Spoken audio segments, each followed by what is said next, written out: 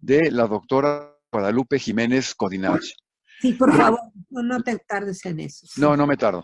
La doctora Guadalupe Jiménez tiene licenciatura y maestría en historia por la Universidad Iberoamericana. Allí nos conocimos, Lupita, Sí, hace, cómo no. hace tantos años que ya mejor no decimos ni cuántos. No decimos cuántos, pero con mucho cariño. Eso que ni qué. Tiene un doctorado en historia por la Universidad de Londres. En Inglaterra. Profesora e investigadora, coordinadora de posgrado en Historia de la Universidad Iberoamericana en los años 71 a 81. Directora del proyecto de archivos españoles en la Biblioteca del Congreso en Washington, de 1987 a 1991. Curadora de exposiciones históricas para Fomento Cultural Banamex y asesora de historia desde 1992 a la fecha. ¿Cuántas exposiciones ya no has realizado, Lupita? Es Desde increíble. histórica, las que he podido. Sí, autora de 14 libros, la mayoría sobre la independencia de la Nueva España y de más de 80 artículos para revistas especializadas.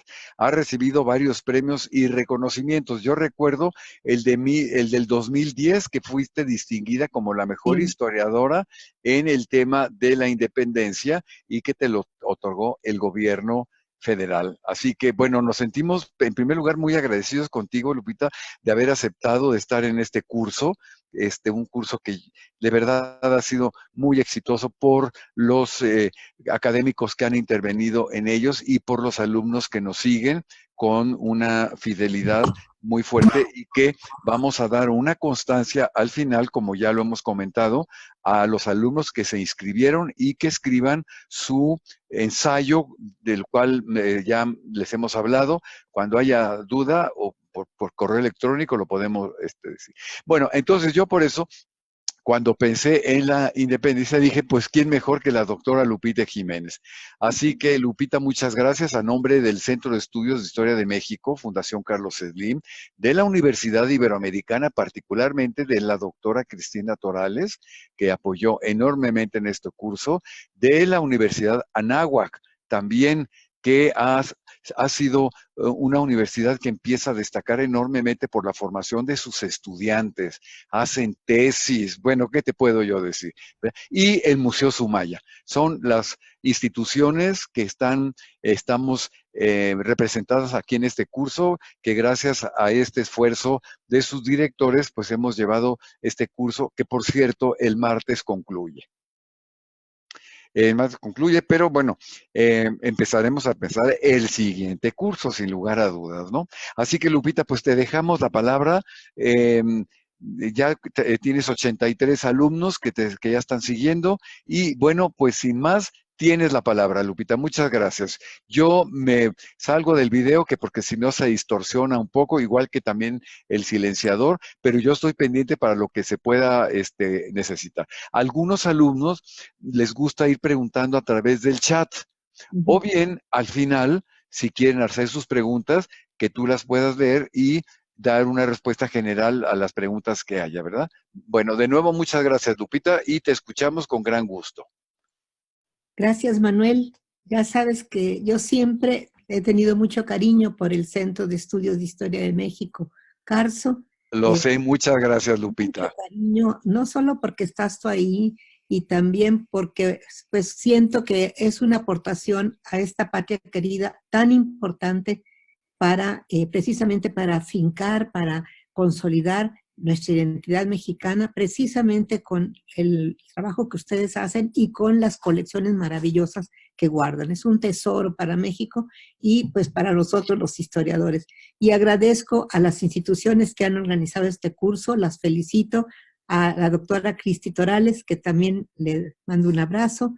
¿Y por qué? Porque es un esfuerzo que tenemos que hacer en estos momentos de pandemia, en donde no debemos dejar de buscar salidas, proyectos que nos permitan continuar con nuestro trabajo. Este año es muy especial.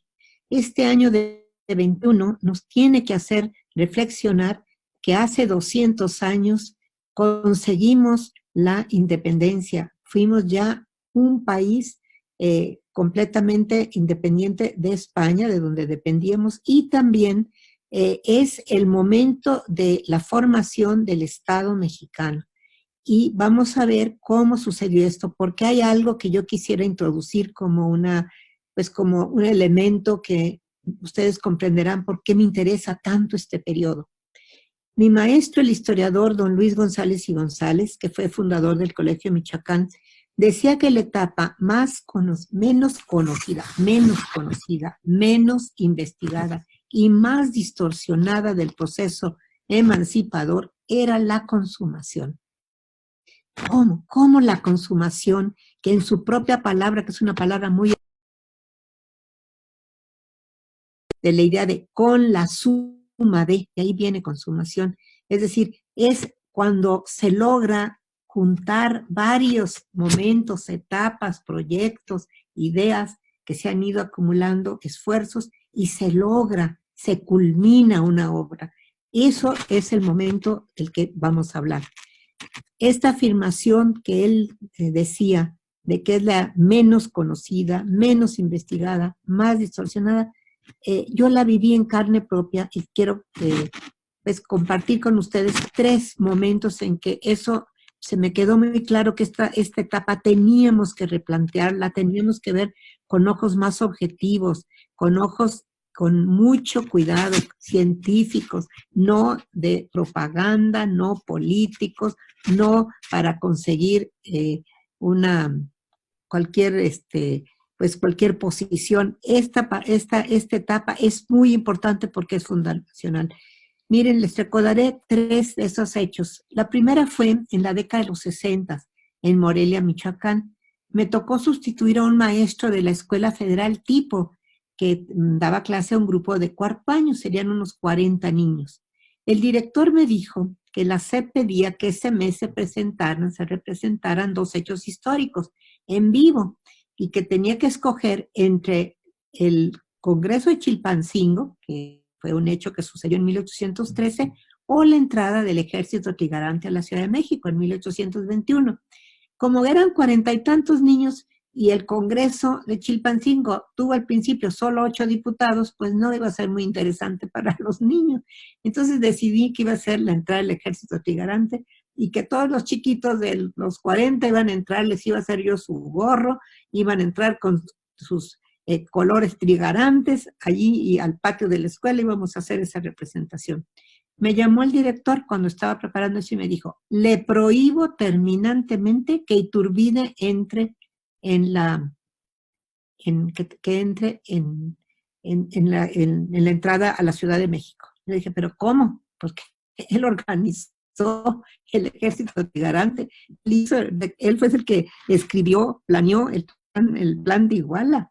Él es el que hace toda una tarea de hablar con todos los grupos sociales de la época para llegar a un consenso, pero se presente. Pues así como me dijo, se me dio una oreja y me salió por la otra, porque lo primero que hice, le organicé su gorro con unos, listones tricolores y le hice el plan de Iguala, como si fuera el plan de Iguala, para que lo llevara en su manita. Y claro, toda entrada que estaba todo el bien, pues entró Iturbide, también entró Guerrero, pero Iturbide entró. Dijera este señor. Esa fue la primera que me llamó la atención. ¿Cómo un director de escuela me pide que borre la historia y la haga pues según el interés de alguien? Y pues por supuesto no hice caso. La segunda estaba cuando ya estaba yo terminando la licenciatura en historia en la Ibero y estaba escogiendo el tema y se me ocurrió que yo quería trabajar qué había sucedido en 1821, dado esta situación de que no se conocía, estaba muy distorsionado. Mis profesores en la Ibero me dijeron, no te metas a esa época porque depende todavía el Departamento de Historia en la época en que yo estudié de la UNAM y no te van a aceptar el tema o te van a reprobar en el examen profesional. Ese tema está vedado. Pues con mayor razón me dediqué a investigar y sí, hice mi tesis que precisamente después se convirtió en un libro que se llamó México en 1821, Dominique de Prat y el Plan de Iguala. No me pasó nada, nadie me negó, que me negó en el examen que estuviera mal, al contrario, tuve la suerte de que un gran maestro y una gran persona y antropólogo, Ángel Paler, me dijera, Lupita, públicalo, porque has tratado un tema que se trata muy poco y además has escogido un autor, Dominique de Prat, que fue de los más leídos en su época, en muchos idiomas, en ruso, en sueco, en italiano, en francés, en español, en inglés. Yo me puse a ver cuántas ediciones hay, a veces de sus obras hay 55 ediciones de uno de sus libros, una barbaridad. Fue muy leído en esos años. Y me dijo, y además, la gente siempre piensa que las ideas se dan por la difusión de los grandes nombres, Montesquieu, Voltaire, Rousseau. No, muchas veces las ideas que recorren las sociedades son de estos, como este señor Prat, que era un difusor. Tenía una pluma que llegaba a todos lados y difundía las ideas principales de la época, más que otros. Y después fueron olvidados cuando se acabó la etapa en que vivieron. Bueno, pues lo hice y no me pasó nada. Y el tercer hecho que llegó y que me hizo pensar mucho y dedicarme más en esta época fue que el expresidente de México, don Luis Echeverría, alguna vez invitó a los historiadores del Ibero a San Jerónimo, a donde ya vivía allí después de su presidencia.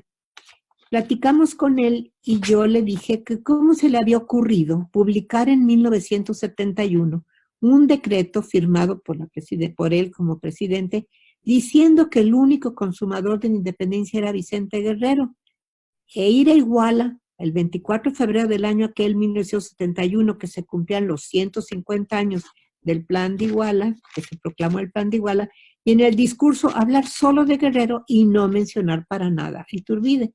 Pues que eso, ¿qué era? Y muy tranquilo me dijo, mira, hijita, eso se hace por política. Yo me quedé pensando, entonces por política, por propaganda, por ideología, por un interés económico, un interés político o de algún tipo. ¿Puedo yo hacer eso con la historia?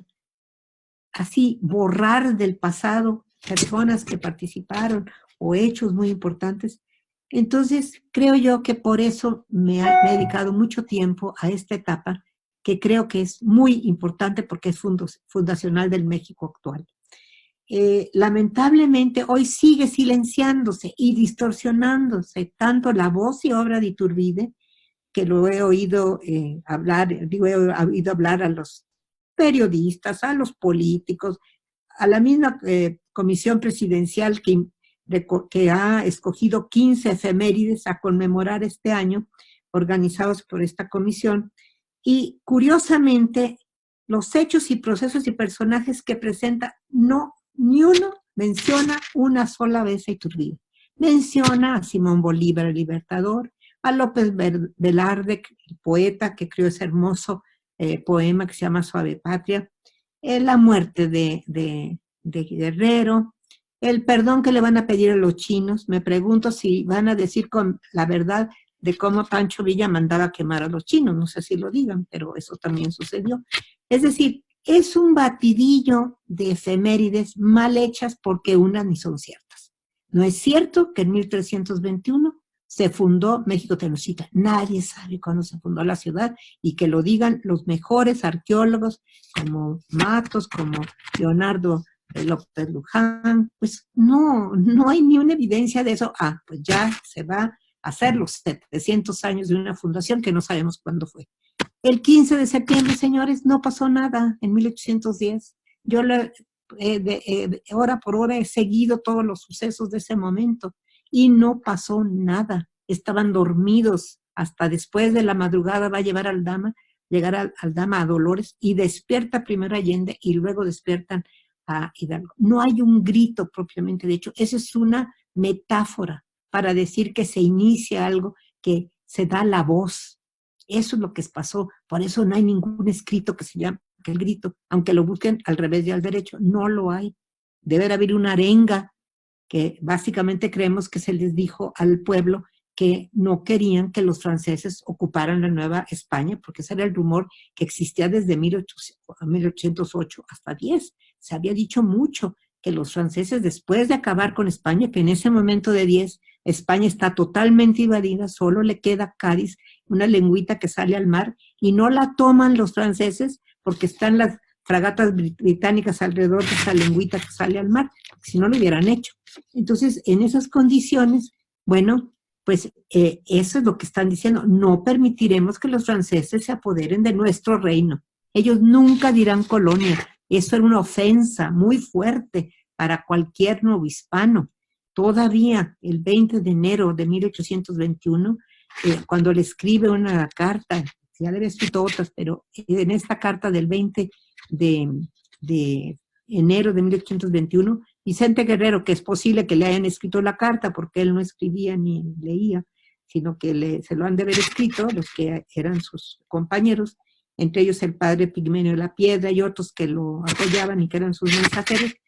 Él dice en esa carta que las cortes en España les han llamado con el infamante nombre de colonos. Está muy molesto porque Iturbide le ha dicho, mire, veamos qué va a pasar con las Cortes de Madrid, ya nuestros diputados se fueron allá, nos van a ayudar. De allá le dicen, no, yo no creo en eso, porque esa corte los llamaron con el infamante nombre de colonos. Entonces, ante esa realidad, yo creo que lo que quisiera aquí es tratar de presentar los hechos tal como sucedieron y no basarnos en obras que todavía siguen siendo la fuente de lo que se dice y se repite equivocadamente hasta el día de hoy. Por ejemplo, se ha repetido ad nauseam que el Plan de Independencia de la América Septentrional, que es el verdadero nombre de los originales que existen, que son como más de 5, que se conocen, entre ellos el que tiene el Centro Carso, lo tiene allí en su colección, y este proyecto que se va a llamar de Iguala porque fue proclamado en esa villa el 24 de febrero de 21, se ha repetido pues en los discursos cívicos y políticos, sobre todo los políticos y también personas muy mal informadas y muchos periodistas mal informados, que nació en una reunión de reaccionarios o de serviles, entre comillas, en la Casa de Ejercicios de la Iglesia de la Profesa. Ese adjetivo serviles era utilizado en las Cortes de Cádiz para señalar a los diputados antiliberales y más retrógrados. El autor de ese calificativo y de ese invento de la reunión de reaccionarios y serviles de la Profesa fue Vicente Rocafuerte, un personaje originario de Guayaquil, la actual República del Ecuador. Ese es autor de un libelo, más que una obra seria y objetiva, titulada Bosquejo ligerísimo de la Revolución de México, desde el grito de Iguala hasta la proclamación imperial de Iturbide, que de hecho está escrita en 1822 esta obra, y es la primera que habla ya de la consumación y del imperio de Iturbide. Rocafuerte llama al plan de Agustín de Iturbide así, plan de los serviles, y describe a la Junta Provisional Gobernativa, que fue establecida precisamente como lo prometía el plan de Iguala en uno de sus 23 puntos. Esa junta, que es el primer gobierno del México independiente, que tuvo más de 35 miembros, él dice, escribe en ese bosquejo, que estaba constituida de los hombres más ineptos o más corrompidos, más ignorantes o más serviles, en fin, de la gente más odiada o desconceptuada de México. Fíjense que ya tenemos que empezar como lectores a poner una alarma. Ojo con una obra que tiene muchos adjetivos. Eso no puede ser historia, se los digo yo después de muchos años de investigación y dedicada a la historia, toda esos 45 años de mi vida. Cuidado con los adjetivos, no son hechos, no son pruebas. El adjetivo puede ser hasta una manera de expresarse, de decir hasta nuestra frustración, si son negativos, o exaltar a alguien porque lo admiramos. Eso no es historia, eso tenemos que tener mucho cuidado. Bueno, el análisis objetivo del plan de Iguala y de los miembros de la Junta Provisional Gobernativa muestra lo injusto de las acusaciones de Rocafuerte, porque el plan de Iguala está compuesta de ideas y propuestas que los podemos encontrar en las diferentes etapas del proceso emancipador entre 1808 y 21. Vamos a ver solo unos ejemplos y les voy a dar el caso de que los mismos participantes de 8, 9, 10, 11, 12, 13, 14, que son pro independencia, serán insurgentes, serán apoyos, etcétera, a la independencia, todos esos vuelven a aparecer en 20 y 21. Entonces, a ver, ¿qué está pasando? Porque tenemos libros que han llamado a la consumación la contrarrevolución, como si fuera ir en contra de todo lo que se había hecho anterior. Este grupo sí había combatido sobre todo la violencia de la insurgencia, sí, eso no lo podemos dudar. Pero también hay otra cosa, también este plan está teñido de propuestas que nos vienen desde el año 8, que es un año crucial. De las propuestas de los criollos del Ayuntamiento de la Ciudad de México, y aquí hago un paréntesis para decir, la palabra criollo en la época no es la que usó después el Porfiriato, que le dio otro contenido. En el Porfiriato se decía criollo al hijo del español que venía de España y que era hijo de españoles que no, aunque hubiera nacido en la Nueva España, pero sus padres eran peninsulares. No, en la época criollo no es necesariamente eso, es más amplio el contenido, es el que ha nacido, nutrido en tierra americana. Por ejemplo, si yo tenía un caballo bereber que había traído de España, ese no era un caballo criollo. El caballo criollo es que ya había nacido en esta tierra americana, ¿sí? Entonces, les comento esto para que vean que tenemos que también tener cuidado porque las palabras tienen historia y tenemos que saber el uso y el contenido en cada época que significaba.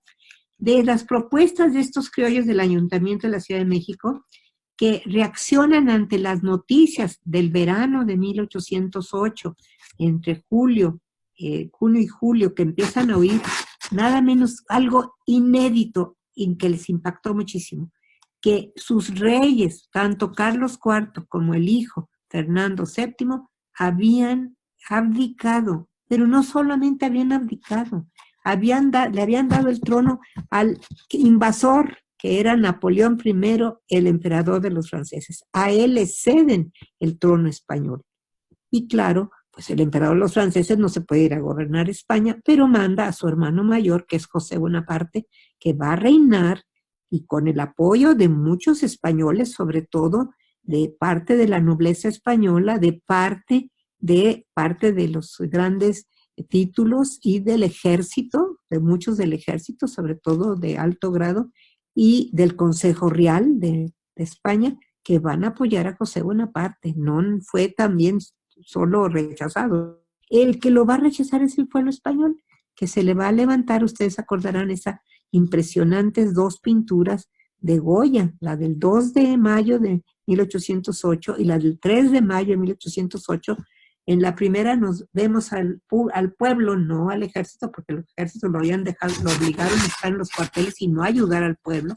Se levantaba contra los franceses en Madrid, luchando contra estos magníficos militares, porque en ese momento pues el ejército francés era de los más avanzados y organizados. Y como podía, luchando el pueblo en las calles contra ese ejército, y al día siguiente, el 3 de mayo, esa pintura de los fusilamientos terribles de todos estos pobres madrileños que quisieron defender a España, defender a Madrid y que fueron castigados con la muerte. Bueno, eso que está pasando aquí se va a saber y van a decir, ¿qué hacemos? ¿Qué hacemos? No hay rey. Ahora, hay leyes y las leyes de la Nueva España, porque era un reino que estaba unido a Castilla, no a la totalidad de España, sino a Castilla, porque así nacimos como reino en 1823, como virreinato en 1523, en un documento firmado por Carlos IV y por Juana de Castilla, otro reino que se unía a la corona de Castilla, así como Granada en 1492, al ser tomada de los árabes, se había unido como reino de Granada a Castilla. Pues luego seguimos nosotros, en 1523 también la unión de la Nueva España al reino de Castilla. Entonces nuestras leyes, muchas de ellas eran castellanas, como las 7 partidas.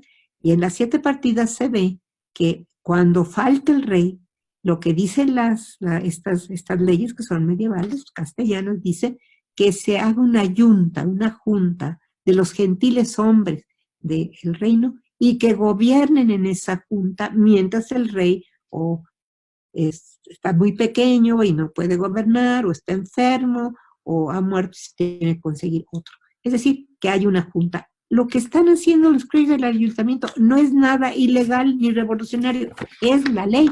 Y sin embargo, va a haber gentes, sobre todo, ahora sí, españoles peninsulares y miembros de la Real Audiencia que también tienen miedo de esta junta de criollos, de americanos gobernando, porque dicen, pues estos empiezan a gobernar y al rato se separan. Entonces, ¿qué hacen? Hacen algo inédito. La noche del 15 de septiembre, ahí sí pasó algo el 15 de septiembre, en 10 no, pero en el año 8 sí, entre las 11 y 12 de la noche se sentan más de 300 hombres, todos encapuchados, para que no se les viera la cara y no se les reconociera, y toman el Real Palacio donde estaba el virrey José de Iturrigaray con su familia. Lo aprenden a él y a toda la familia, algo nunca visto en 3 siglos, prácticamente, de virreinato. ¿Cómo el otro yo del rey, la figura que representaba al rey, un puñado de hombres que no tienen ningún pues cargo ni son nadie, se atreven, lo aprenden y con toda familia lo mandan a España preso. Y son muy duros. Yo me acuerdo un documento del que va a llevar al virrey preso, al ex virrey preso, que lo llevan a Veracruz para que allá lo envíen en un barco preso. Tiene la orden de que si hay un intento de que lo quiera liberar alguien, lo maten a él y a su familia. Era una cosa seria y grave. Pero ¿qué sucede ahí? Sucede que una propuesta legal, dialogada, que podía haberse dialogado, se frustra. Desde en ese momento en adelante, y ustedes lo pueden revisar de lo que va a suceder de 8 en adelante, todos los movimientos o proyectos secretos o no secretos para la independencia piden que se cree una junta que no se les permitió en el año 8. Todos lo veremos. Bueno, de ese momento, Juan Francisco de Azcárate, que fue encarcelado en 1808 y estuvo preso hasta 1813 por haber defendido la soberanía popular, Juan Francisco de Azcárate va a ser uno de los miembros de la Junta Gubernativa Provisional de 1821. Ahí está uno de los criollos del ayuntamiento que fue perseguido por su posición. Y está también José Mariano de Sardaneta, marqués de Rayas, acusado de infidente por las autoridades virreinales que decían que era el peor de los corifeos de la revolución, este marqués de Rayas. También lo vamos a ver como miembro de la Junta Provisional Gubernativa de 1821, firmando el acta de independencia. Gentes que pertenecían a ese momento de 8. En 1809 existe en el verano en Valladolid una conspiración.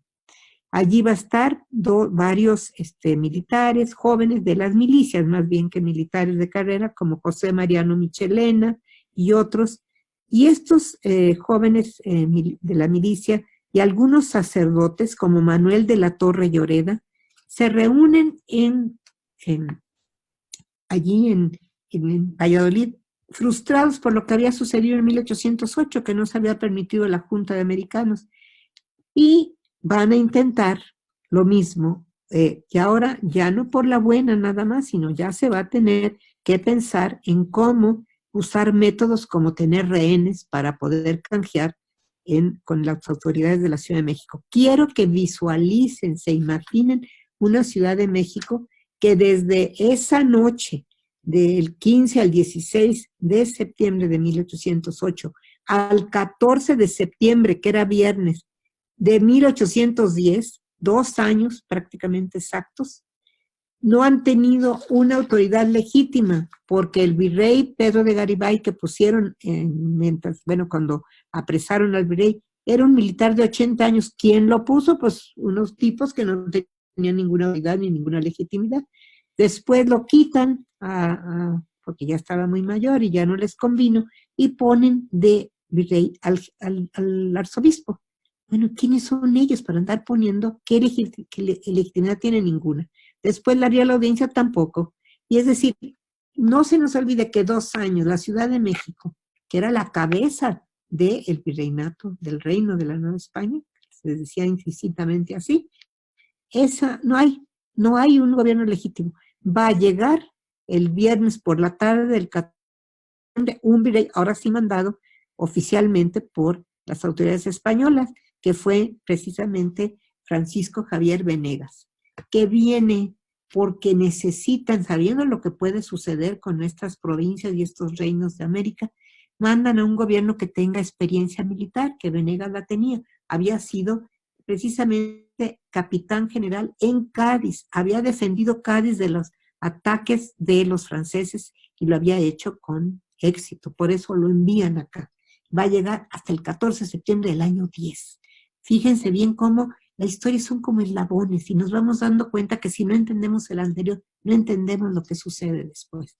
Bueno, de ese grupo, José Mariano Michelena lo vamos a ver en cerca de Sevilla, en Cabezas de San Juan, por allá cerca de Sevilla, promoviendo que se rebelen los soldados que van a ser, las fuerzas que van a ser mandadas a América del Sur, prácticamente, básicamente a Río de la Plata, que no vayan ya, que se rebelen y proclamen la Constitución que desde 1814 había abolido Fernando VII a su regreso a España después de estar en Francia.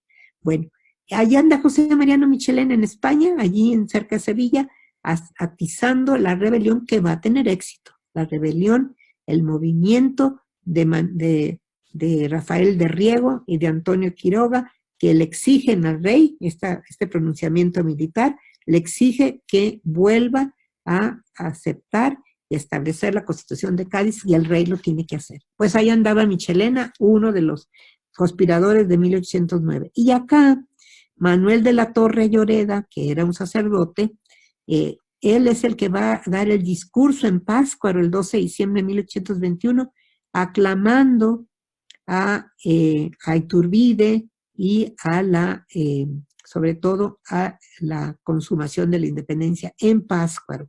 Ahí lo vemos, este conspirador de 9, acá con la Trigarancia. Entre 1810 y 1811 también vamos a ver que con la insurrección de Ignacio de Allende y de Miguel Hidalgo, las ideas de la defensa de la religión, de los derechos del rey Fernando VII para regresar al trono, que le habían quitado o lo habían obligado a abdicar, la creación de un congreso, como dice en una de sus proclamas Hidalgo, la independencia de la América Septentrional, como le llamaban, no le llamaban todavía México, le llaman América Septentrional, cuando hablan de lo que es la España. Eso va a volver a aparecer en 20 y 21. Claro, el plan de Iguala va a diferir con algunas de las ideas propugnadas en 10, porque el plan de Iguala insiste en la necesidad de la unión de todos los habitantes, sin atacar a los españoles, europeos o gachupines, que eso sí hizo la insurgencia. La insurgencia detuvo, aprisionó, aprendió a muchos españoles peninsulares que eran originarios, nacidos en España, y muchos van a ser hasta justiciados por la insurgencia. Y es una mancha triste que la acepta Hidalgo, cuando él mandó matar 80 personas que no eran combatientes en Valladolid, las manda matar, y cuando manda matar más de 350, unos calculan hasta 650 más, que manda matar en Guadalajara, tampoco eran combatientes, eran civiles. Bueno, ese odio al cachupín, al español, eso no se va a dar en Iguala, es otro momento. Pero de esa época de 10 a 11, Miguel Domínguez, José María Faguaga, José Manuel Sartorio, sacerdote, Juan Bautista Razi Guzmán, el que presidía la Sociedad Secreta de los Guadalupes, a donde también Faguaga y Sartorio pertenecían, una sociedad secreta que apoyaba a Rayón y a Morelos. Esos 3 van a ser miembros de la Junta Provisional Gobernativa que establece el plan de Iguala y que Iturbide escoge. Entonces, a ver, ¿cómo que es una contrarrevolución si son estos, vuelven a aparecer los mismos que están apareciendo en las etapas anteriores con su proyecto? Iturbide invita también al doctor Francisco Severo Maldonado, que fue el editor del Despertador Americano, el primer periódico insurgente. Es decir, no están tan separados como nos los han hecho creer. En 1811 a 15, con Ignacio López Rayón, se plantea lo que hace Rayón, la creación de la Suprema Junta Gobernativa de América. Es la famosa Junta de Zitácuaro, establecida en agosto de 1811. Se plantea la defensa de los derechos de Fernando VII también. López Rayón escribe los elementos constitucionales y establece, como todas en esos momentos en la época, no solamente en la Nueva España, la religión católica como única. Varios insurgentes de este periodo se van a unir a los tigarantes, como será Vicente Guerrero, Nicolás Bravo, Encarnación Díaz, El Pachón, Epitacio Sánchez, José María Tornel y los mismos dos hermanos, Ignacio y Ramón López Rayón. Todos estos de estos años de 11 a 15 que aparecen en estos proyectos después están con los tigarantes en 2021, básicamente en 21. Con José María Morelos y sus compañeros se va a sostener también en el plan de igualdad, la igualdad de todos ante la ley, de todos los sectores sociales de la Nueva España. Quiero recordarles que la Constitución de Cádiz daba la ciudadanía a los indios y a los mestizos y a los criollos, pero no les daba la ciudadanía a los que tuvieran algo de sangre negra. Eso va a ser muy peleado y intentado que se lograra, que se les diera ciudadanía por nuestros diputados hispanos en Cádiz entre 1810 y 1813. Uno de ellos, diputado por Tlaxcala, un sacerdote, José Miguel Guridi y Alcocer, pelea y es un gran orador en las Cortes de Cádiz diciendo que cómo es posible que no se les dé la ciudadanía a los que tienen algo de sangre negra, que hay en América Española más de 6 millones de estas personas, y no solo no se les va a dar ciudadanía, no se les va a contar en los censos, pues que son personas completas. No logran, tampoco logran otra de sus pues ideas importantes y no le hacen caso, y ahí tiene un discurso muy interesante y bonito que les pregunta a todos los diputados en Cádiz. Él fue presidente de las Cortes de Cádiz y les pregunta: señores, ¿cómo quieren recordar, quieren que nos recuerde el pueblo, la historia, como padres o padrastros de la patria? Pues diciéndole, no se está haciendo justicia, ¿verdad? Bueno, de esta época, con José María Morelos, con los participantes, diputados del Congreso de Chilpancingo, con los autores de la Constitución de Apatzingán de 1814, que sostiene la defensa de la religión y la independencia absoluta, pues van a ser muy cercanos al gobierno Iturbide, van a ser parte del gabinete Iturbide, nada menos que José Manuel de Herrera, Andrés Quintana Roo, que eran autores de la Constitución de Apatzingán, y Andrés Quintana Roo, autor del reglamento para el Congreso de Chilpancingo. Pues ellos los vamos a ver a Herrera, era un sacerdote, que va a ser el ministro de Relaciones Internas y Exteriores del primer imperio mexicano con Iturbide, y Andrés Quintana Roo trabajando también en ese mismo ministerio con Herrera.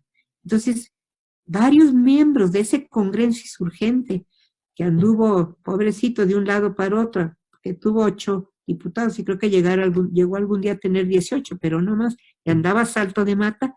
Ese Congreso insurgente, varios se van a hacer garantes, como Ignacio Alas, que era el que andaba, tenía un cargo en el ejército tigarante, Argándar también, y otros más. Entonces, ¿cómo?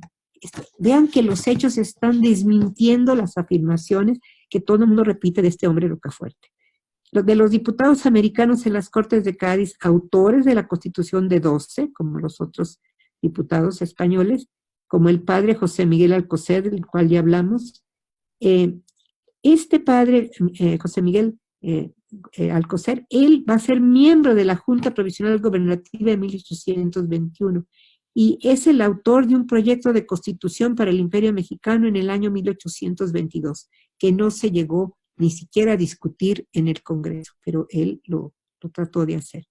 De los diputados novohispanos en las Cortes de Cádiz, con excepción de unos 2 o 3 que tenían intereses, sobre todo, pues que tenía que ver con económicos, básicamente, en donde requerían la mano de obra esclava, todos los demás fueron diputados liberales, todos.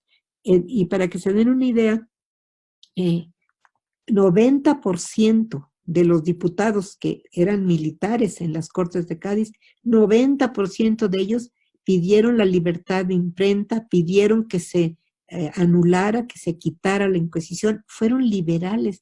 ¿Por qué nos han metido en la cabeza que esos militares eran conservadores? Lo que uno ve es otra cosa cuando analiza los documentos de la época. En 1817, con Javier Mina y con los exdiputados liberales exilados en Londres, porque los había perseguido Fernando VII de 14 en adelante, hasta el año 20, esos 6 años que hubo de vuelta de la monarquía absoluta en España, se tiene fe en el régimen constitucional. El plan de Iguala tiene fe en el régimen constitucional. Va a seguirse gobernando mientras no se tiene la constitución propia hecha específicamente por el Congreso Constituyente, que está planeado también en el plan de Iguala. Se va a usar la Constitución de Cádiz, que se usó durante el imperio el imperio mexicano. Se usó la Constitución como ley. ¿Qué tenemos junto con Javier Mina en 20? El temor a las monarquías absolutas, que eso es una ola que hay, y ya la veremos un poquito después, en todo el Atlántico en los años 20. Se quería monarquías constitucionales y se rechazaban las monarquías absolutas. También se pone énfasis en todas las proclamas y en lo que hace Mina en la unión de realistas insurgentes para conseguir la independencia, que lo mismo hará después Iturbide, ¿verdad? Unir a realistas insurgentes. Pero ya lo propone Mina en varias veces. Señores, por favor, unámonos para conseguir la independencia de la Nueva España. Al ejército cigarante, algunos excompañeros de Mina, los que no habían muerto, habían acabado en prisión en San Juan de Ulúa. Algunos de estos militares extranjeros se quedan en México y van a ser miembros del ejército mexicano. Son Juan David Bradburn, Jean de Aragó, hermano de un gran científico francés, y Andrés Woll, que va a ser parte, estos van a ser parte con cargos en el ejército, primero en el ejército trigarante y después en el ejército mexicano. Que hay que decir otra cosa, y aquí hago un paréntesis. La fundación del ejército mexicano no es de 1913, como nos quisieron engañar en la época de Peña Nieto. No vamos a decir que en 1913, en la época de Carranza, por el plan de Guadalupe, se establece por primera vez el ejército mexicano, se establece el ejército constitucionalista en ese plan de Carranza del año 13, pero era un ejército más, como el orozquista, como el villista, como el zapatista, etc. Entonces, a ver, ¿por qué nos distorsionan la historia? ¿Por qué engañan así a la gente que no está enterada? Claro que tuvimos un ejército en 1821, va a ser exactamente el trigarante. Vayan ustedes al archivo de la Sedena y ustedes ahí verán como de 21 en adelante ya se está hablando de un ejército mexicano. Y ya desde ahí empieza la historia del ejército que nos va a defender en muchas batallas del siglo XIX. Porque si se fundó hasta 1913, pues yo no sé entonces quién peleó contra la invasión francesa, quién peleó en la guerra de Texas, quién peleó en la guerra de los pasteles, quién peleó en la guerra con los Estados Unidos, pues sería más, ¿verdad? Bueno, en 1820, el plan de Iguala promete gobernar con las leyes vigentes en el año 2021. Esa es la Constitución de Cádiz, que era en ese momento la más liberal de Europa. Mientras, y eso es importante porque como veremos más adelante, nace la consumación, el plan de Iguala, sobre todo en un momento de lo que se ha llamado la ola revolucionaria de 1820 en todo el mundo atlántico. Hubo 3, la ola revolucionaria del año 20, la ola revolucionaria del año 30 y la ola revolucionaria de 48. Son 3 olas revolucionarias que como varios pueblos se levantan alrededor del Atlántico, y nosotros pertenecemos a la primera, a la del año 20. ¿Por qué digo que pertenecemos a esa? Porque fíjense lo que está sucediendo en Portugal, en Piamonte, en Nápoles, en las islas griegas, en Grecia, y lo que está sucediendo en los principados alemanes, y luego va a suceder ya un poco después, hasta unos poquitos años, dentro de los 20 todavía, pero ya al final, en lo que hoy es Bélgica, que antes era los Países Bajos, ¿verdad? Flandes. Bueno, ¿qué está sucediendo? Todos esos pueblos están en revolución, en una revolución que pide una monarquía constitucional y que se inspira todas ellas en la Constitución de Cádiz, la española, que fue como el ejemplo para esa generación de los 20 para hacer sus independencias. ¿Por qué les digo eso? Porque ¿quiénes son los participantes de esa ola revolucionaria en el Atlántico? Donde estamos incluidos nosotros, en lo que sucede a finales de 20 y 21. Bueno, pues está el ejército, los militares y los miembros de las milicias y los eclesiásticos. Nada de que son los retrógrados, nada de que son los conservadores, que ni se usaba la palabra mucho todavía, eso no se usaba. Bueno, no son, esos son los de avanzada. ¿Quiénes hacen el fusilamiento en Nápoles? Un grupo de militares, unidos a un abate que los apoya, un sacerdote. ¿Quiénes son los que se levantan en las islas griegas? También los militares y los de milicias que se levantan. ¿Y quién los apoya? El patriarca ortodoxo de Grecia. ¿Quiénes son los de Portugal? ¿Quiénes son los de estos lugares en Italia, en Nápoles?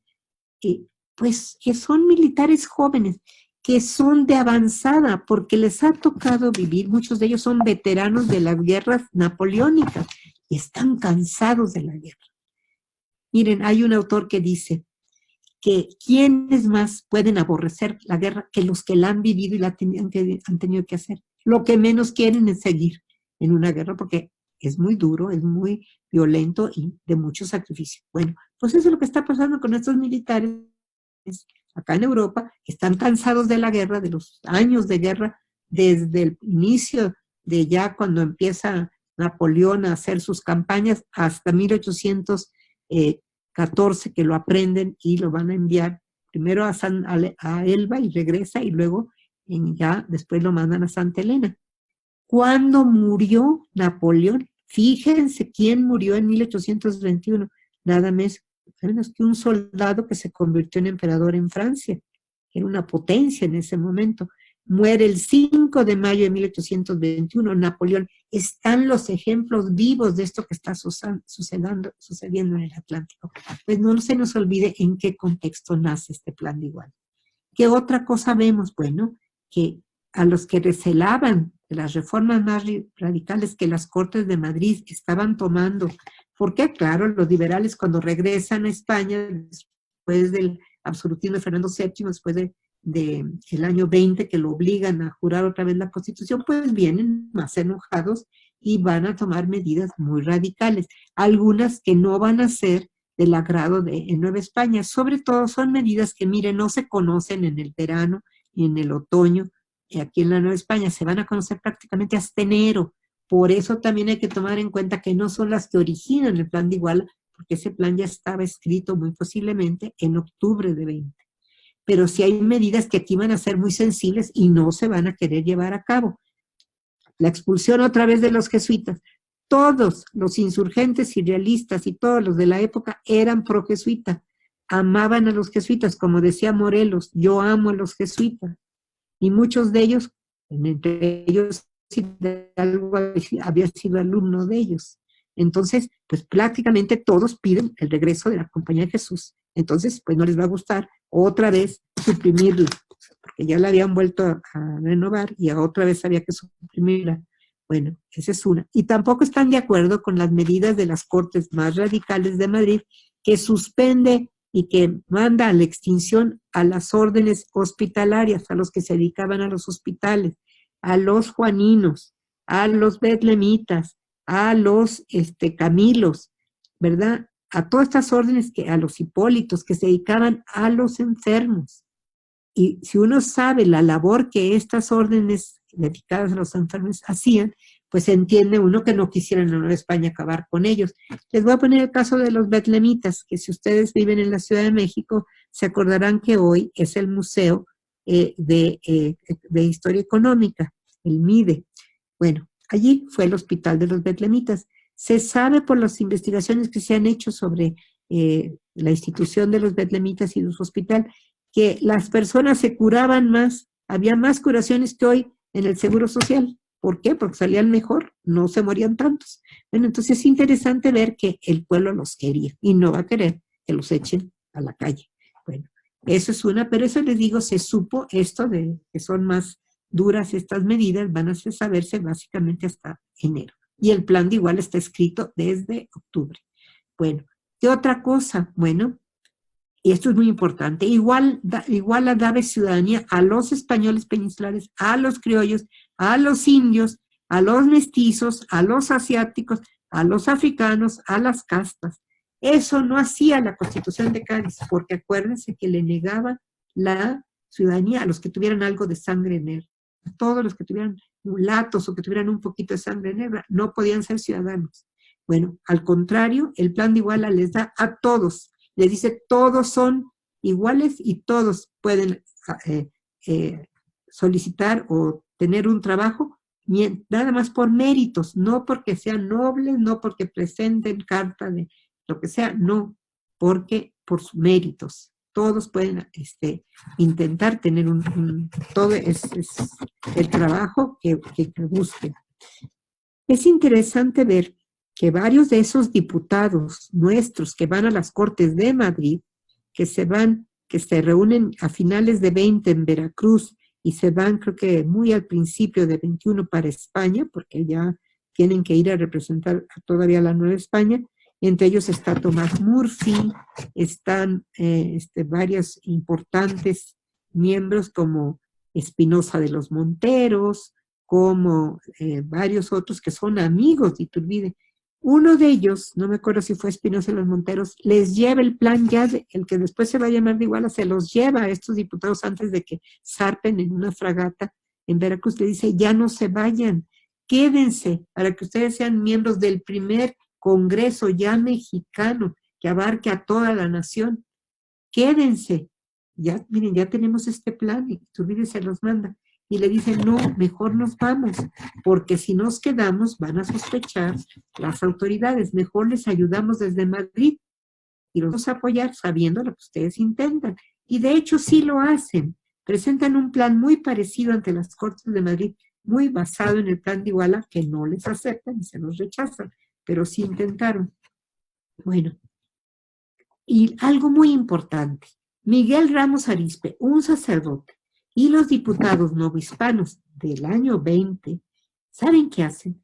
Influyen en el nombramiento en España de don Juan O'Donoghue, un liberal muy famoso, militar, perseguido por Fernando VII, masón, que había sido hasta torturado en la cárcel. Este personaje, que era un constitucionalista, flexible, abierto, se empeñan los diputados americanos, sobre todo de Nueva España, y Miguel Ramos Arizpe, en que se le nombre jefe político de la Nueva España, es decir, el último virrey, diríamos. ¿Por qué? Porque saben que él va a entender y es capaz de que va a ser más fácil que Iturbide logre llegar a un acuerdo con él, lo que va a suceder. Porque si ustedes se acuerdan, cuando llega O'Donoghue a la Nueva España, llega a Veracruz y en Córdoba, Veracruz, se reúne con Iturbide y firman los llamados tratados de Córdoba el 24 de agosto de 1821. Se acordarán ustedes que en esos tratados, por primera vez, en todos los otros documentos, se le da un nombre, ahora sí oficial, a la nueva nación que está por nacer, al nuevo estado que está por establecerse. Se va a llamar, dice los tratados de Córdoba, Imperio Mexicano, constitucional. Ese va a ser el nombre, Imperio Mexicano. Ahora, el gentilicio mexicano se está aplicando a todo el espacio y a todos los habitantes de este enorme territorio. Que llegó a tener más de 4 millones de kilómetros, porque después acuérdense que se incluye toda Centroamérica, se une al imperio de Iturbide. Va a ser enorme.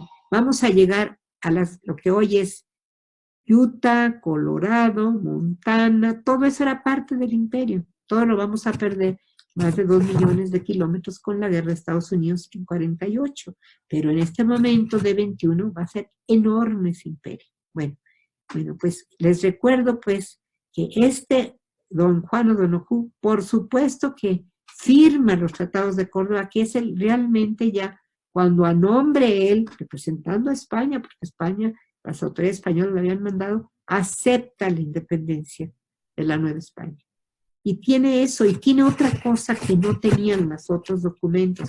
Establece la capital de la nueva nación que están haciendo a la independencia. Será la Ciudad de México.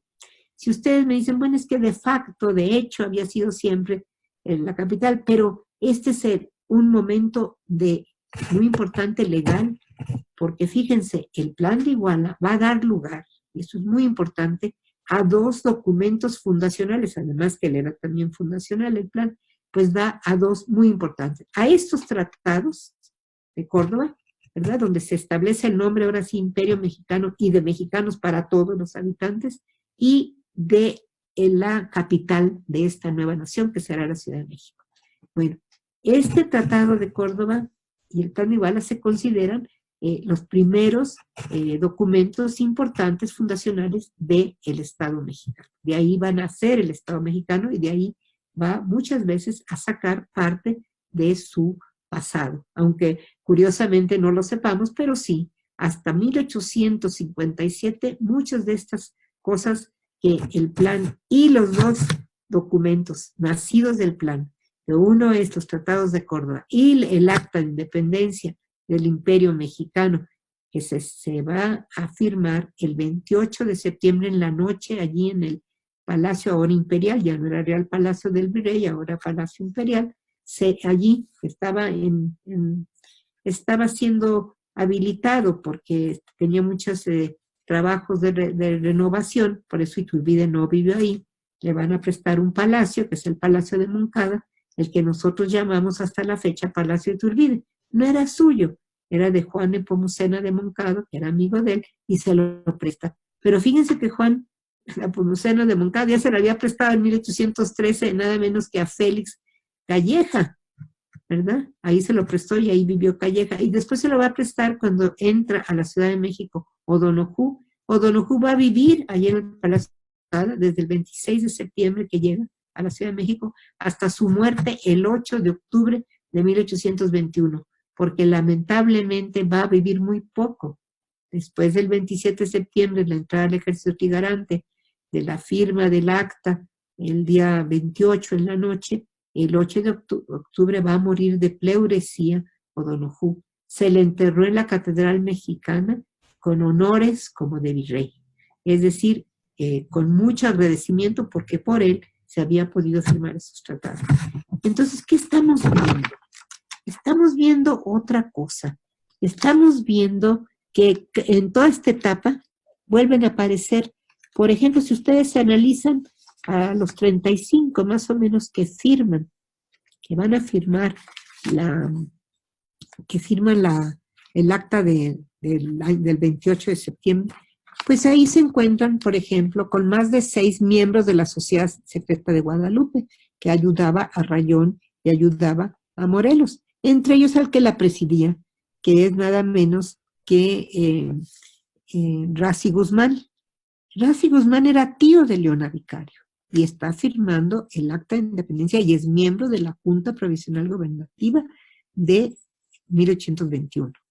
Todos ellos juran el Plan de Iguala, el Tratado de Córdoba, y son el primer gobierno que va a gobernar, que esa junta es la primera, ¿verdad? El gobierno que va a dejar, diríamos, su función cuando se logra tener ya un congreso, que va a ser el 24 de 1822, se establece el Congreso Mexicano Constituyente.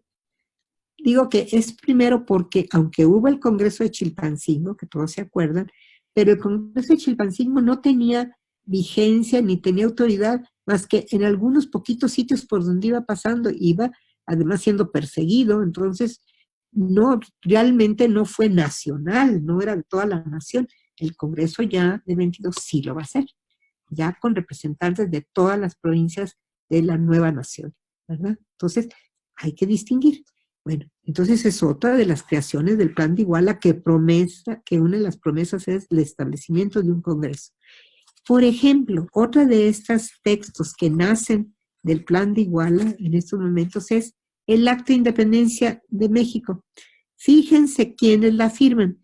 Esa Junta Suprema Gubernativa o Provisional Gubernativa, aquella que les comenté yo, y ustedes se acordarán, que mencionaba con mucho desprecio, muy mal, Rocafuerte, que decía que estaba formada la Junta Provisional Gubernativa por los hombres más ineptos, o más corrompidos, más ignorantes, o más serviles, en fin, la gente más odiada o desconcentrada de México. Vamos a ver quiénes son y vamos a ver si se ajusta a estos adjetivos la realidad. Fíjense, estos textos, tanto Plan de Iguala como los tratados de Córdoba y también el acta de independencia del 28 de septiembre, han sido analizados, por ejemplo, en las facultades de Derecho desde el punto de vista jurídico. Y Raúl Pérez Johnston, un jurista, hace estos análisis del acta y dice, a ver, estos que fueron miembros de la Junta Provisional Gubernativa, como les he dicho, entre sus firmantes de esta acta había gente muy docta, que conocía las doctrinas de Locke, de Montesquieu, de Jovellanos, de William Blackstone, de Jean-Jacques Verlamaque, de Constant, de Jeremy Bentham, de Rousseau, de Paine, de Smith, de Filangieri, de Tracy, de Vattel y otros más. Es decir, son gente docta. Los autores y firmantes, dice especialista jurídico, deben sus conocimientos amplios a autores europeos del siglo XVIII, a los documentos constitucionales de la Revolución Francesa y del liberalismo español gaditano. Conocían todas estas influencias. Conocían muy bien la Declaración de Derechos del Hombre y del Ciudadano en Francia en 1789, la misma Declaración de los Derechos del Hombre y del Ciudadano en 1793 en Francia, el Estatuto de Bayona en 1808, un intento del gobierno bonapartista de España de hacer una constitución para España y todos los dominios americanos, donde también participaron diputados novohispanos, como de los que formaron esa llamada Constitución o Estatuto de Bayona en 1808. También aparece su influencia en la Constitución de estos otros textos que les he dicho. Por lo tanto, todas estas influencias son antecedentes tanto del constitucionalismo insurgente como del constitucionalismo trigarante. No hay diferencia, son las mismas lecturas. Desde 1821, fíjense qué interesante, no se ha revocado hasta la fecha el primer contrato social firmado con motivo de la Declaración de Independencia. Y recuerda este jurista cómo la Constitución de 1824, la de 1836, la de 1843, la de 1847, la de 1857 y aún parte de la de 1917, vuelven a los dos principios básicos que tiene el Acta de Independencia del 28 de septiembre, en la época de Iturbide. ¿Cuál es uno? Que el gobierno tiene que buscar la felicidad de su pueblo, la importancia de la felicidad. El 30 de septiembre de 1821, Iturbide compareció ante la soberana Junta Provisional Gubernativa y reconoció, y estas son sus palabras, en todas sus operaciones desde que se triunfó en Iguala y se planteó la independencia de este imperio, no se propuso otro objeto que la felicidad de la nación. Esta idea de felicidad está prácticamente en todas las constituciones, en todos los proyectos, de 21 prácticamente hasta 17.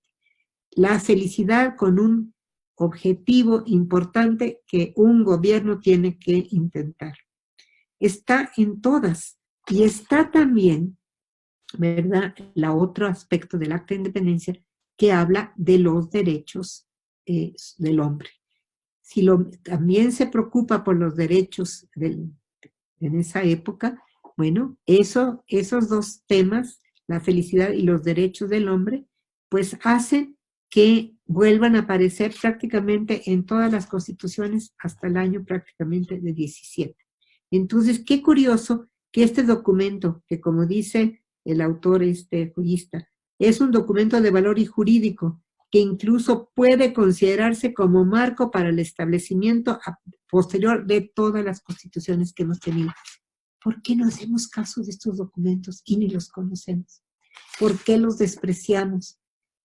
Yo hace poco, hace una semana y media, otra semana, oía a dos colegas historiadoras decir, pues que la continuación fue, pues, el grupo de los conservadores, de los retrógrados, de los militares, del clero, que quería sus prebendas y nada más defendía sus intereses, y que la oligarquía, creo yo, digo, que no han visto los documentos de la época, que no leen lo que dicen los testimonios de entonces. ¿Cómo pueden decir eso? Miren, sí, participa, porque el plan de Iguala establece el ejército trigarante, participan muchos miembros militares y de la milicia, sobre todo los que tomaron parte en la guerra de independencia, sí. Hay exinsurgentes, hay exrealistas, hay indultados y hay los que nunca pertenecieron a ningún bando, pero que se unen a la trigarancia. Bueno, sí, pero esos son retrógrados, son los peores, nomás están viendo sus intereses.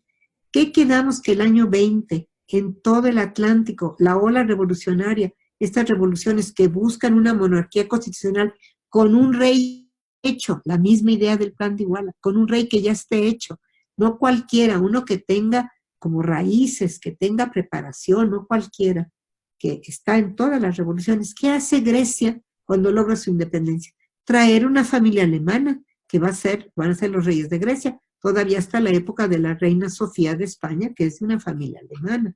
¿Qué hace? ¿Qué hace después? Lo va a hacer Bélgica, cuando logra la independencia en 1830. Se trae otra familia alemana, de donde viene Leopoldo, que va a ser el padre de Carlota de Bélgica, pero son alemanes de origen. Se traían monarcas ya listos, ya hechos, que lo mismo va a querer hacer el plan de Iguala. Nos preguntaremos, pero ¿cómo se le ocurrió que Fernando VII, o un miembro de la familia Borbón que gobernaba España? Pues lo tenían que decir muy probablemente, porque fíjense los años en que esto está sucediendo.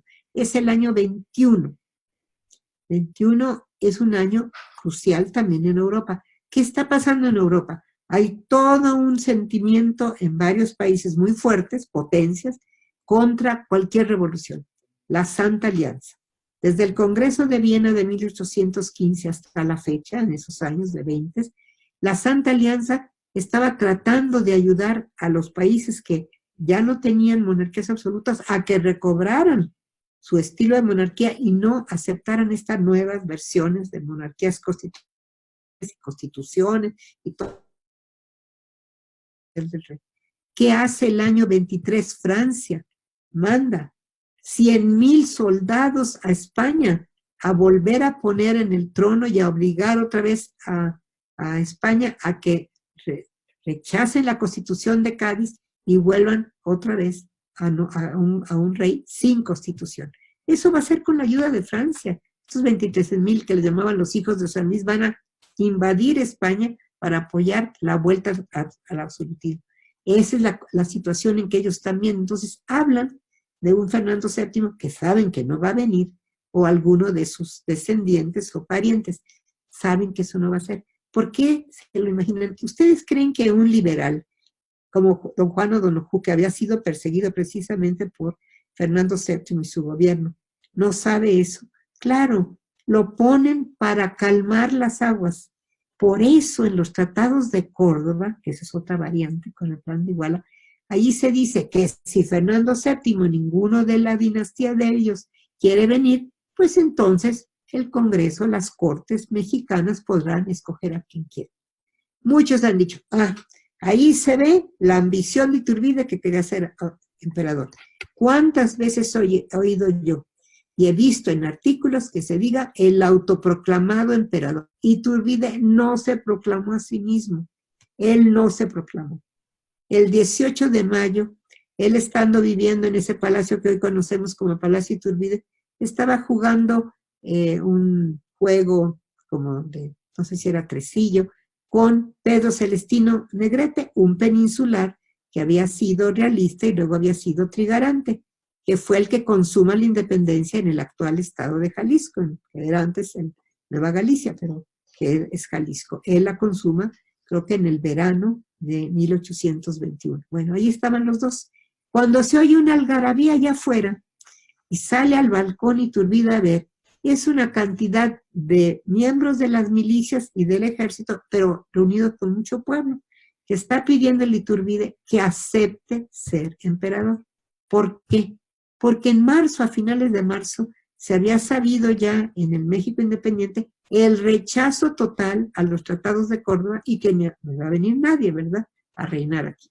Entonces le están pidiendo que peligra la independencia, que por favor acepte, porque en ese momento Iturbide es muy popular, la gente lo quiere, sobre todo el pueblo. Como decía un documento que está, el manuscrito está en Tulane University en Nueva Orleans, ese hombre que está escribiendo ese diario, que era un miembro del gobierno virreinal y que está viendo lo que está sucediendo en 21, dice, los que más lo querían eran los léperos y la gente pobre, lo querían mucho. A diferencia de lo que nos cuentan, este testigo presencial cuenta eso. Bueno, pues le van a pedir, pero no le pidieron solamente ellos.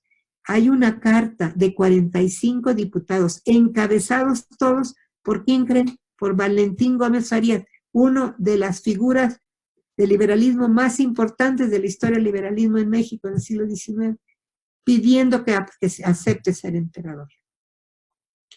Pedro Celestino Negrete le dice, ¿por qué le dice que no quiere? Ya le han ofrecido desde el 21 en Puebla y en otros sitios le gritaban a Iturbide que aceptara ser emperador y que no trajera a una gente de fuera, ¿verdad? Que para qué traer a Fernando VII si estaba él, y él no quiso todo el 21 y parte del 22.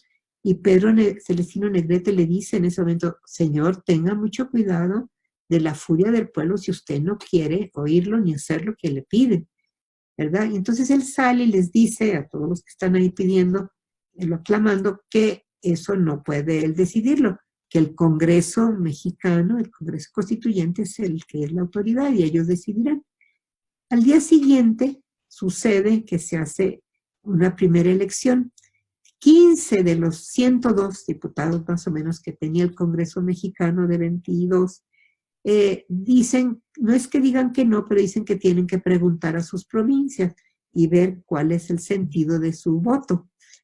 Regresan unos días después esos 15 y se añaden a una segunda votación. Si ustedes ven las actas, esas dos actas, verán que en la segunda acta, por unanimidad, lo eligen emperador el Congreso mexicano. ¿Cómo se va a ver el dato proclamado? Ahí están las actas. Lo que pasa es que estos señores de los discursos y los periodistas no ven nada, ni leen nada, ni buscan nada, pero están las actas, allí están. Tiene que aceptar y acepta. Va a ser coronado, pero ojo cómo va a ser coronado el 21 de agosto de 1822. Todo es invento de que grandes fiestas y gastos y lujos, es pura mentira. Los que vemos lo que sucedió en ese momento vemos que no tenían ni cómo coronarlo ni cómo hacer las coronas. ¿Saben qué hacen? Le piden algunas joyas al Monte de Piedad y con eso le hacen una corona y lo tienen que regresar al día siguiente de la coronación para que desmonten las joyas. Bueno, yo he encontrado documentos donde le están pidiendo a la colegiata de Guadalupe, a la profesa, que les presten, pues, candelabros y todo para la coronación. No crean que no es cierto que fue de mucha riqueza ni nada. Fue, pues, sencilla. Tampoco lo coronan los obispos que están ahí haciendo la misa, que son 3. Lo corona el presidente del Congreso, porque lo corona como emperador constitucional del Imperio Mexicano. Entonces el Congreso es el que lo corona y el presidente del Congreso lo corona. ¿Ven cómo nos han distorsionado la realidad? Y nos han distorsionado a Iturbide. Es un ambicioso, siempre quiso ser emperador, él hace todas sus maniobras para ser emperador. No, como él lo dice en sus memorias, para él fue terrible ser emperador. No quería, pero tuvo que hacerlo y le va a ir muy mal. ¿Por qué? No solamente porque no tenía experiencia en gobernar, que pudo haber cometido errores, sino porque va a tener una acérrima resistencia de los que ya eran republicanos y de un grupo en donde está el padre Mier, Carlos María de Bustamante, Lucas Alamán, que no estaba en México y va a llegar hasta el año 23, ¿verdad? Y no quiere Iturbide, nada que lo quiere. Todos ellos son en contra de él. Yo encontré una carta en el archivo de la Basílica de Guadalupe, en donde ya ministro de Relaciones Interiores y Exteriores, Lucas Alamán, en el año 23, le pide a la colegiata que retire de la Virgen de Guadalupe el bastón de mando y la espada de Iturbide que él le dejó antes de irse al exilio. Se lo va y se le entrega a la guadalupana y que la quite porque le dice la carta, le molesta al gobierno actual que esté ahí. Fíjense, ¿por qué tanto odio?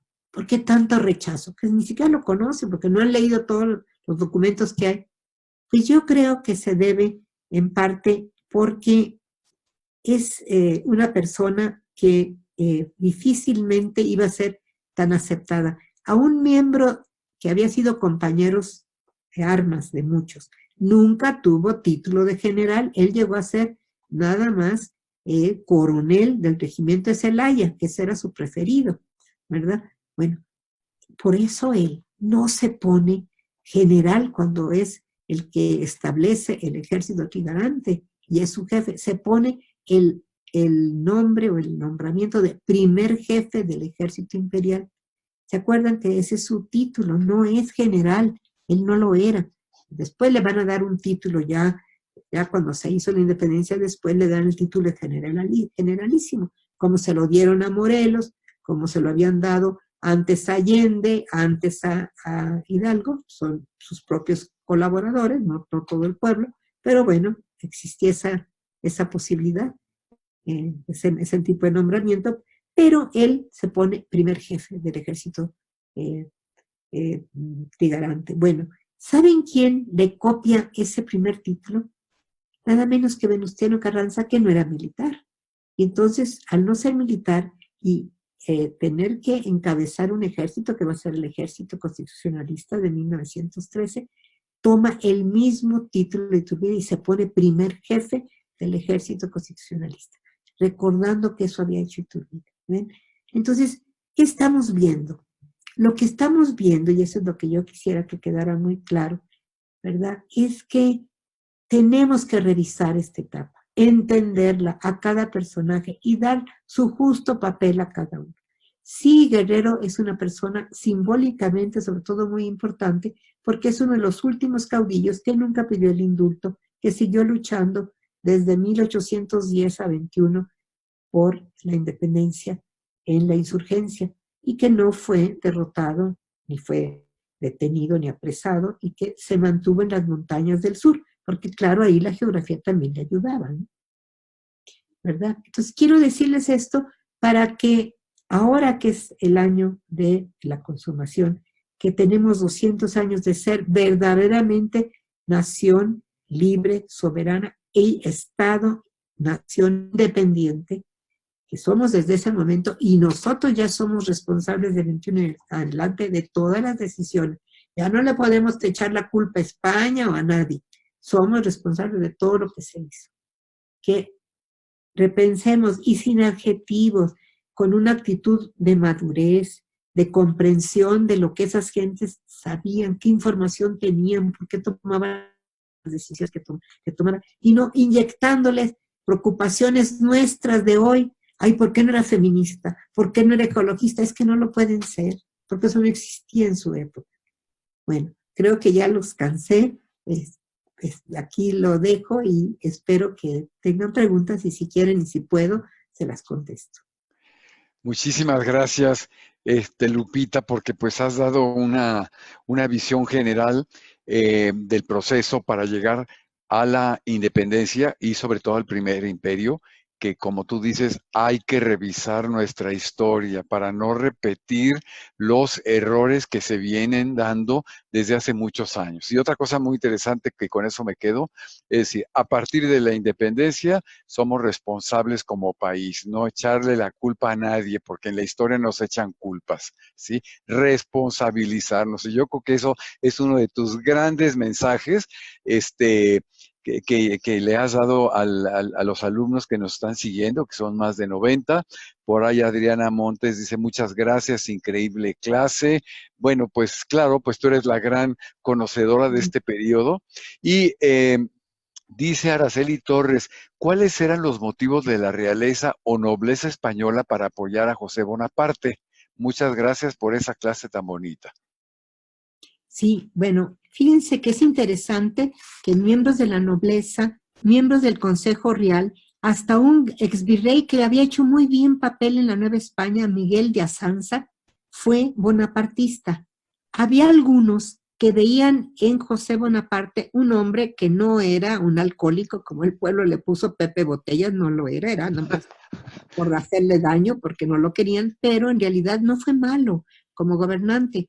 Él intenta en la Constitución de Bayona darle mucho más libertad hasta los pueblos españoles en América. Claro, esa Constitución nunca se llevó a cabo, pero algunos de las personas que pues estaban, que eran gente más culta y todo, veían con cierta simpatía pues muchas ideas de progreso. Por ejemplo, José Bonaparte anula totalmente en 1808 hasta 1813 la Inquisición, el Santo Oficio.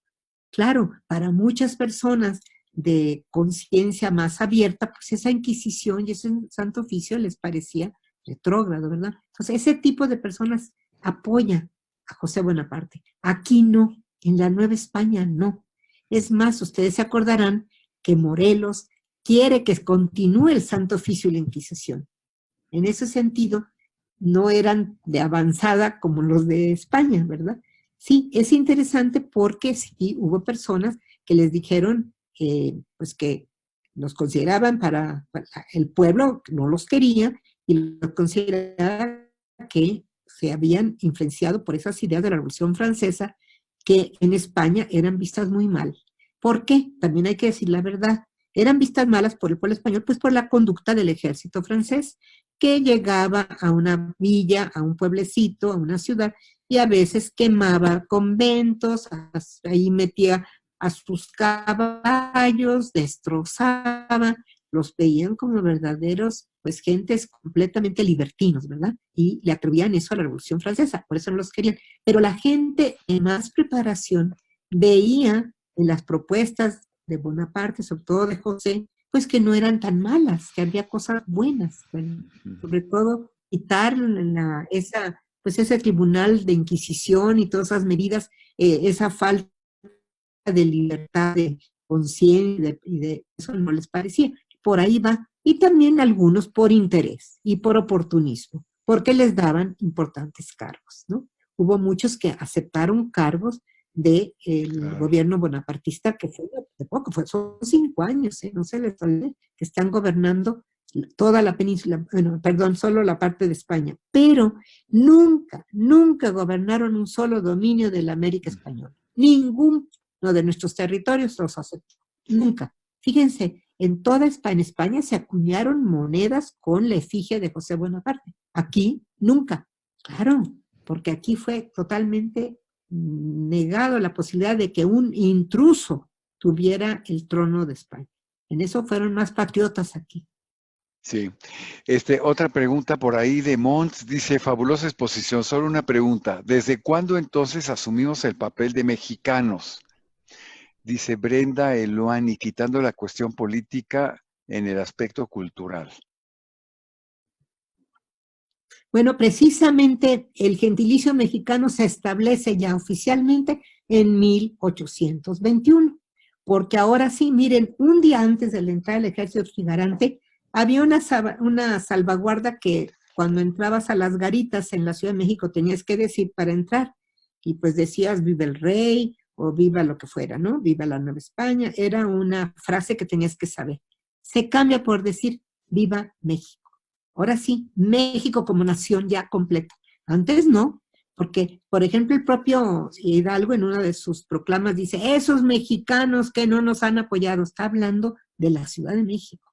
Esos eran los mexicanos, o los antiguos mexicas que también hablaban del imperio mexicano de la época de los mexicas.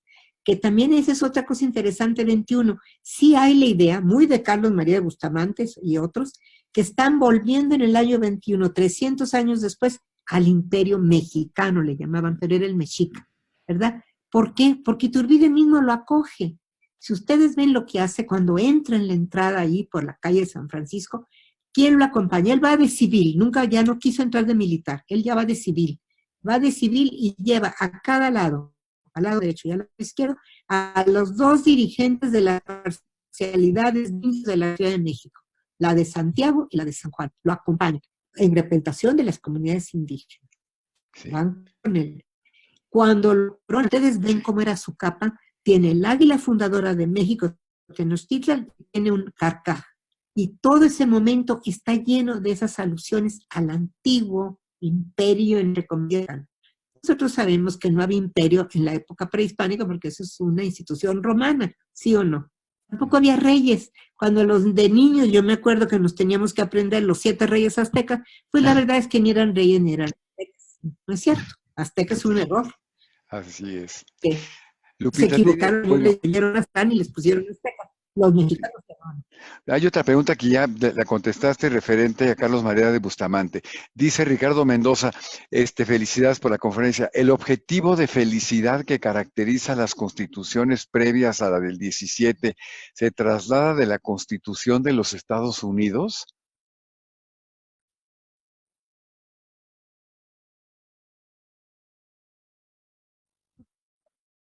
Creo que ese fue el son. No. ¿Saben quién inventó?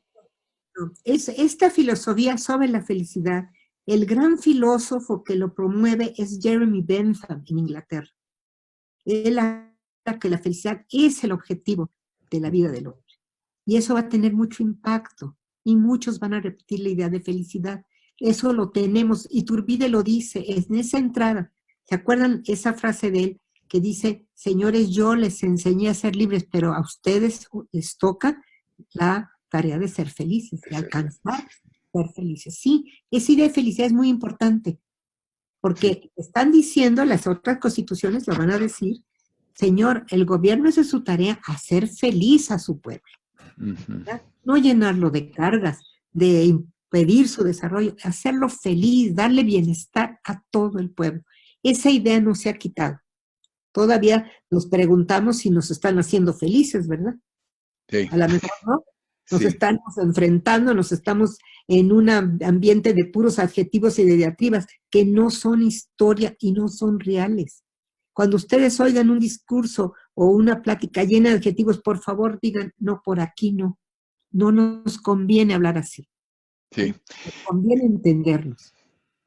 Lupita, Gabriela Torres dice, ¿qué título tiene el libro del cual habló al principio de la plática?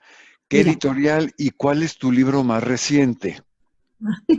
Pues mira, te voy a decir, el libro que sí ha sido reeditado es pequeñito, que está escrito, en el original supuestamente fue editado en Filadelfia, en una imprenta rara, porque en realidad no es real, es el mismo autor el que lo imprimió, en 1822. El título es Bosquejo ligerísimo de la Revolución de México, desde el grito de Iguala hasta la proclamación imperial de Iturbide.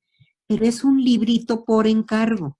Cuando pasa Rocafuerte, que era de Guayaquil por la Ciudad de México, sus amigos, en donde estaba Servando Teresa de Miero, en donde estaba Bustamante, los Faguaba, todos se habían conocido en Europa.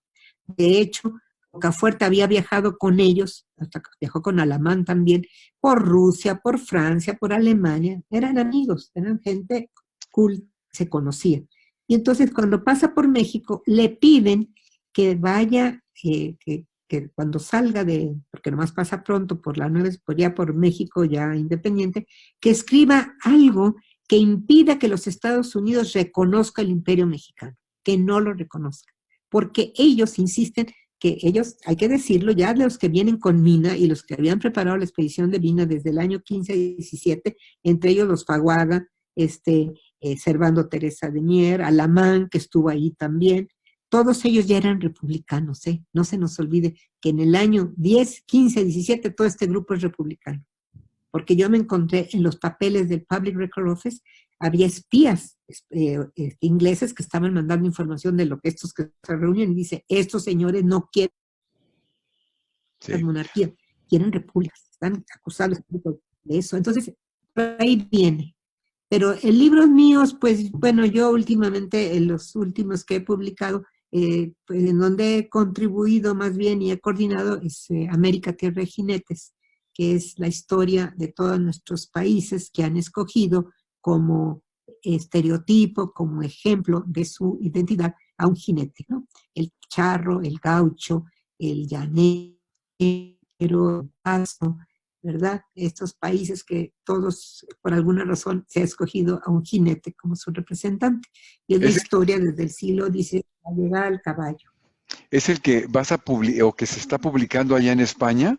No, el que se está publicando allá en España se llama El debate por la historia, y ahí participo con historiadores muy reconocidos que están preocupados, y yo coincido con ellos, por esta nueva ola de leyenda negra contra todo lo hispánico, por haber descabezado a tantas estatuas en Estados Unidos de Colón, de haber degollado la cabeza de Cervantes, de estar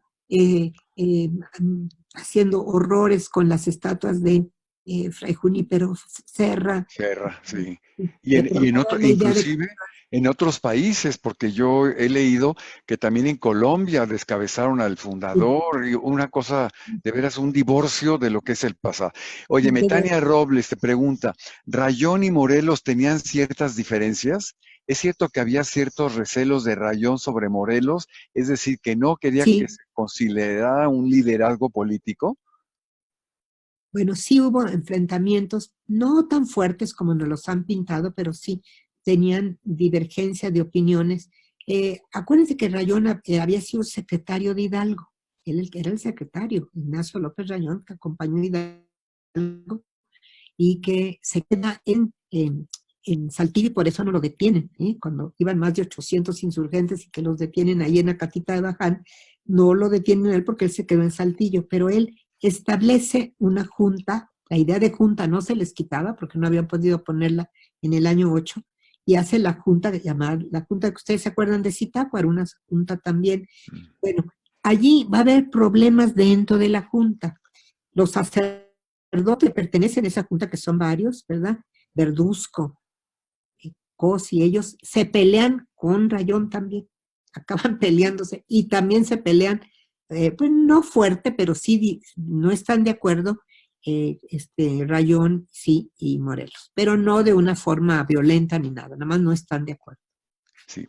Óyeme, Ángel te pregunta, ¿concuerda con la idea de llamar a Iturbide padre de la nación mexicana por dar nombre, independencia y bandera, o es aún arriesgado darle ese título? Bueno, miren, esta idea de padre de la patria no nos viene a nosotros de aquí. Eso, recuerden que también en Estados Unidos llamaron a los firmantes de su acta de 1776, su declaración de independencia, de Fathers of the Country, padres de la patria. Esa idea de padre de la patria es muy antigua. Pero bueno, Iturbide le llama a todos los que firmaron esa acta, les llama padres de la patria, a todos ellos. A él no se le llama así, y al mismo Hidalgo no le llamaron inmediatamente padre de la patria. Se nos olvida que el culto a Hidalgo no es inmediato, va a ser más fuerte desde el año 1849 en adelante. ¿Por qué?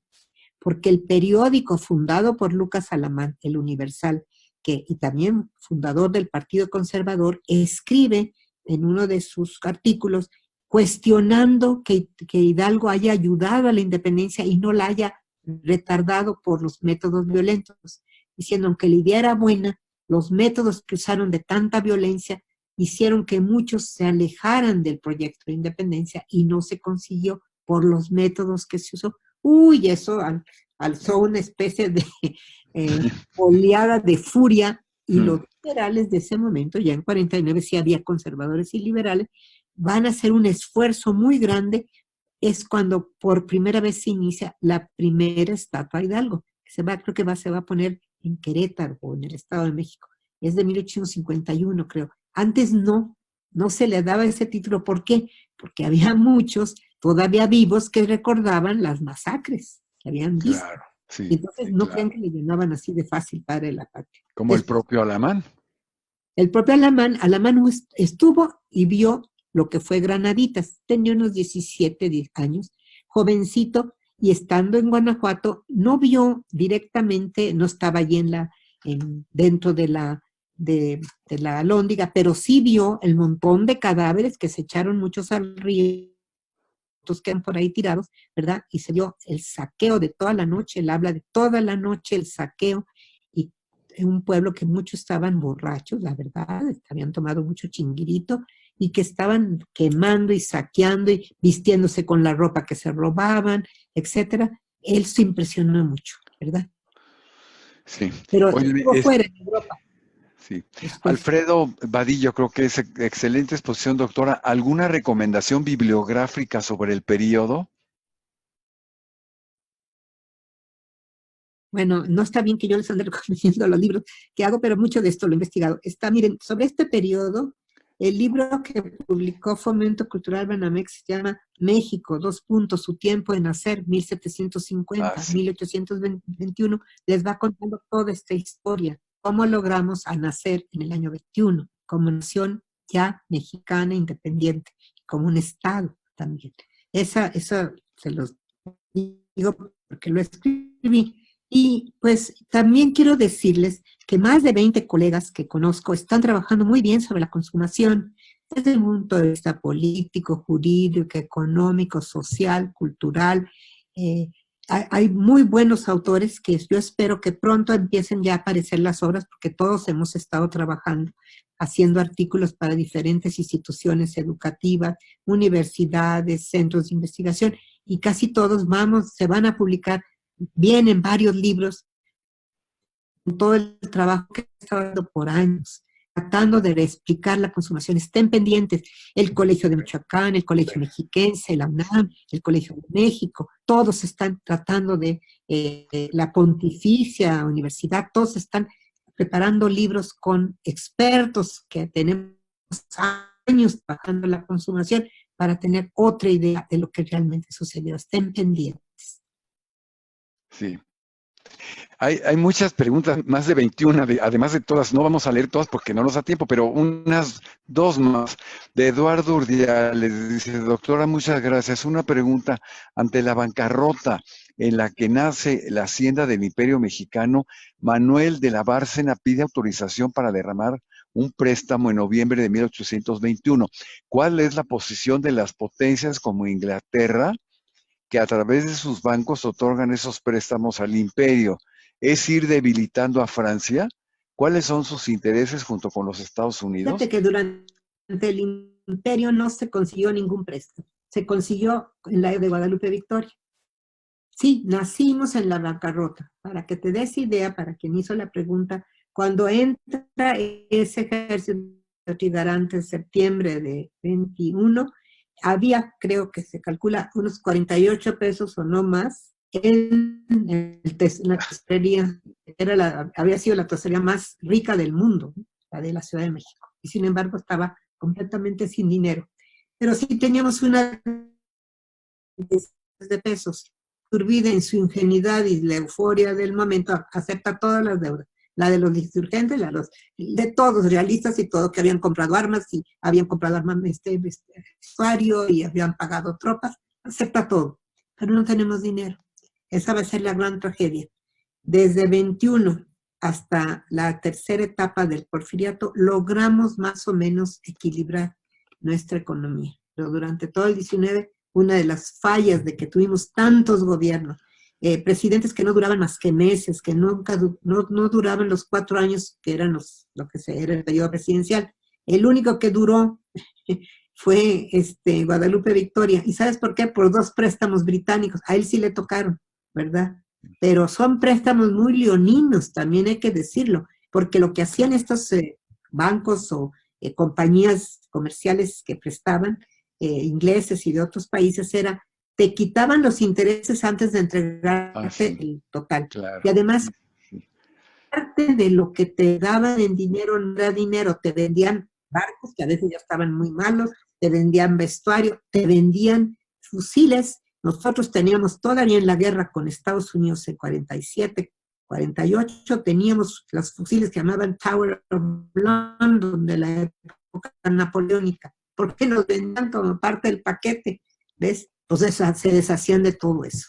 Entonces sí, nos fue muy mal con los préstamos. Pero a Iturbide no le tocó poder tener préstamos, no pudo. ¿No? Se Sí. consiguieron ya para Victoria. Una última pregunta de Víctor Manuel Mendoza. Dice, ¿cuándo, según usted, cuándo se debe de conmemorar la consumación de la independencia? ¿El 27 de septiembre que entró el ejército trigarante a la ciudad o el 28 de septiembre cuando se Mira, firmó yo el creo acta? que siempre, desde aquel momento, las conmemoraciones de nuestros antepasados siempre fue el 27 de septiembre. Fue la fecha que se consideró el final al llegar y tomar ya la Ciudad de México y estar en manos de los trigarantes. El firmar el acta es como un acto que nace del haber podido hacer la consumación, ¿no? Ya consumada, ya la Junta de Gubernativa establecida, ¿verdad? Ya como un gobierno, el primer gobierno, diríamos, del país fue una Junta Suprema, digo, provisional gubernativa, pues firman el acta. Yo diría que siga celebrándose el 27.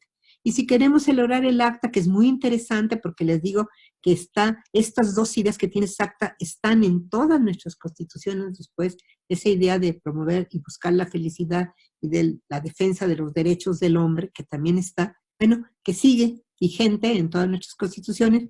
Yo seguiría con el 27 de septiembre porque nuestros antepasados de la época era el 27 cuando consideraban que era la gran fecha, ¿verdad? Y con tristeza diría que estas 15 efemérides que acaban de organizar, pues tienen un gran ausente. Para nada se menciona a Iturbide en las 15 conmemoraciones que este año piensa hacer la Comisión Presidencial de estas efemérides. Es una Sí. barbaridad, eso no se puede hacer.